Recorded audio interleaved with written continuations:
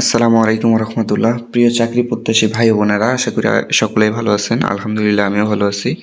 আপনাদের সামনে নতুন একটি সার্কুলার নিয়ে আসলাম।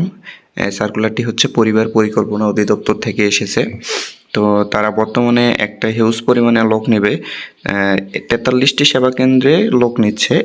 এখানে নির্দিষ্ট উল্লেখ করে নাই যে কতজন নেবে, কিন্তু আশা করা যাচ্ছে তারা এখানে বহু লোক সংখ্যা নিতে চাচ্ছে। তো এখানে যোগ্যতা লাগবে হচ্ছে আপনার 3 বছর মেয়াদি ডিপ্লোমা ইন মিডওয়াইফারি পরীক্ষায় উত্তীর্ণ এবং Bangladesh nursing and midwifery council কর্তৃক স্বীকৃত সনদধারী হতে হবে। প্রজনন স্বাস্থ্য, মা ও শিশু স্বাস্থ্য এবং পরিবার পরিকল্পনা সেবায় অভিজ্ঞ প্রার্থীদের অগ্রাধিকার প্রদান করা হবে। যারা হচ্ছে স্বাস্থ্য ও মা ও শিশু স্বাস্থ্য এরকম বা পরিবার পরিকল্পনা নিয়ে কাজ করেছেন তাদের জন্য অগ্রাধিকারটা বেশি থাকবে। এবং এখানে বয়স নেবে হচ্ছে 30 বছর পর্যন্ত। যাদের চাকরির বয়স এখনও 30 বছরের নিচে আছে সকলে আবেদন করতে পারবেন। এবং মুক্তিযোদ্ধা যদি কোটা থাকে বা শহীদ যদি কোটা থাকে তাহলে সেক্ষেত্রে 32 বছর পর্যন্ত প্রযোজ্য হবে।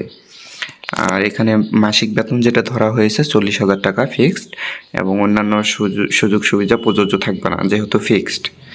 আর এখানে আপনি শুধু মেয়ে মানুষ যারা আছে তারা এখানে আবেদন করতে পারবেন, মেয়ে মানুষ ছাড়া এখানে আবেদন করতে পারবে না।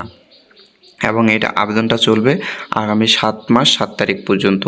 তাই যারা এই কাজটি করতে চাচ্ছেন বা এই চাকরিটি পেতে চাচ্ছেন অবশ্যই এই 7 তারিখের মধ্যে আপনার ফর্মটি পূরণ করুন এবং কাঙ্ক্ষিত চাকরিটি আপনি অর্জন করে নিন। তো সকলে ভালো থাকবেন, সুস্থ থাকবেন। আসসালামু আলাইকুম ওয়া রাহমাতুল্লাহ।